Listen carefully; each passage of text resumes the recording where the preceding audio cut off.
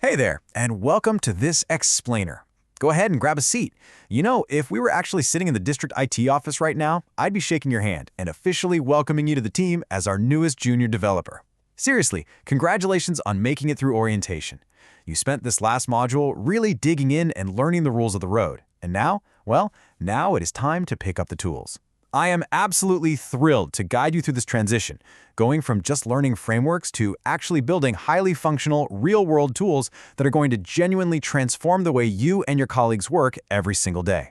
So here's our blueprint for Module 2 today. First, welcome to the workshop. Second, we'll cover the foundational data layer. Third, we're moving from automation to web application. Fourth, integrating smart AI tools. And finally, your first developer mission. Okay, let's dive right into this. Section 1, welcome to the workshop, booting up the operating system. First off, I really want to validate your hard work in Module 1. Digesting all those FERPA regulations, the board policies, and the cybersecurity checklists, that is a massive lift before you even get to write a single line of code. And look, if you found yourself kind of itching to skip ahead and just start building things, trust me, that impulse makes complete sense. Literally every developer feels that way. But think about it like this. Module 1 was your operating system. Module 2 is all about the applications. AppScript, HTML service, Gemini AI. All that dense material you went through wasn't just some boring prerequisite to memorize for a quiz and instantly forget. It is quite literally the underlying operating system that all of your brilliant new code is going to run on. So when you decide how to structure a data query today, those Module 1 privacy policies, they're right there with you. When you're choosing your deployment settings, that cybersecurity framework is guarding your choices. The rules empower the tools for sure. Moving right along to Section 2, the foundational data layer, setting the foundation.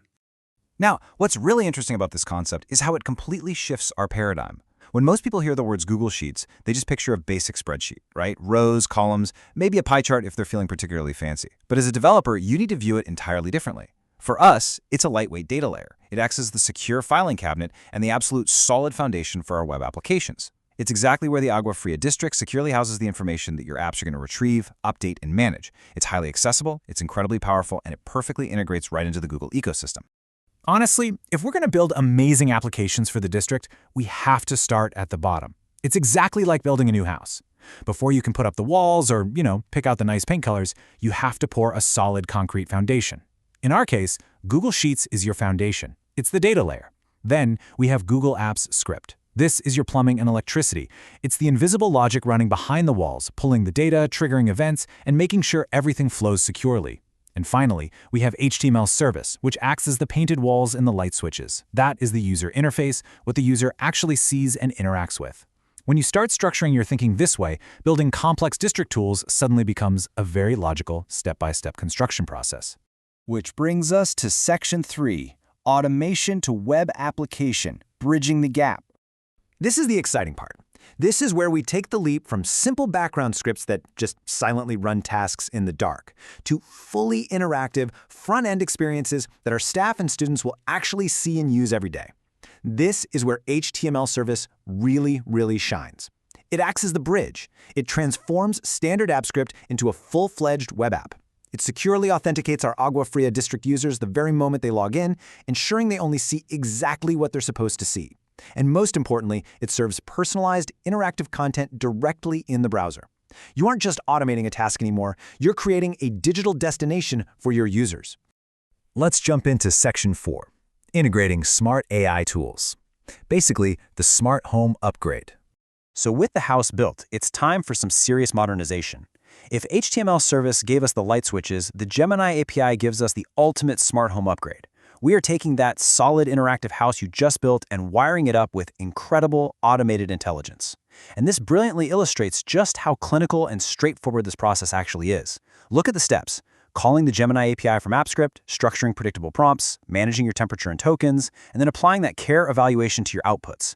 As a developer, I really want you to realize that AI isn't some mystical, unpredictable magic box. Actually, scratch that. It's just a standard step-by-step developer procedure. It's simply an API call. You completely control the prompt, you set parameters like the temperature, and you rigorously evaluate the output. You are 100% in the driver's seat here. And what exactly are we driving toward? Well, let's ground these new AI skills in the real world. These are the most common use cases district builders actually encounter out in the wild. generating targeted feedback for students, summarizing massive, unwieldy sets of district data into easily digestible reports, and rapidly creating rich instructional resources. These aren't just fun theoretical exercises, right?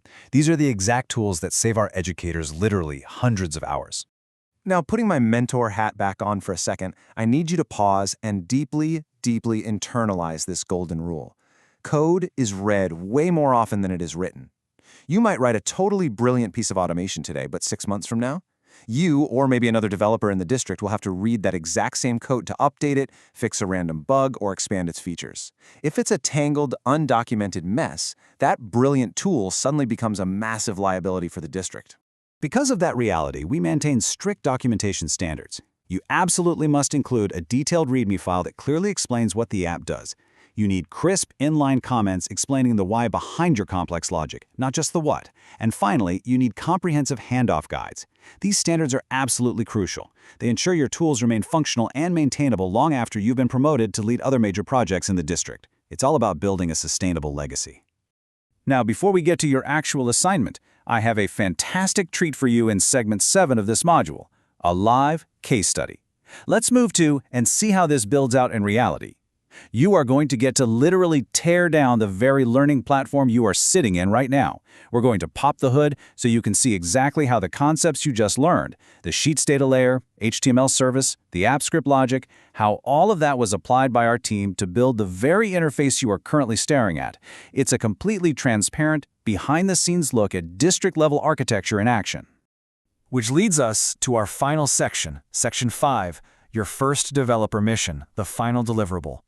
Look, I want to reassure you right now, this project does not need to be some highly complex, multi-layered Silicon Valley enterprise software. It just needs to be real. The requirements are pretty straightforward. It must be a functional app script project. It has to solve a genuine, real-world problem that you face in your daily role. It must be fully documented for a handoff, and hey, if you choose to integrate AI, you just need to demonstrate the care evaluation on those outputs. Focus on the utility, not the complexity.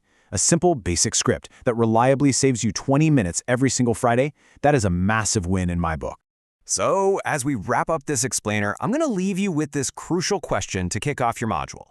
What is the absolutely most tedious thing you do every single week that really shouldn't require a human being to do? Is it formatting some endless weekly attendance report? Is it generating 50 identical emails to parents? Find that friction point. That friction, that is your target. You now have the exact blueprint to build the house and wire the tools. So, what are you going to build first? I can't wait to see it. Enjoy Module 2.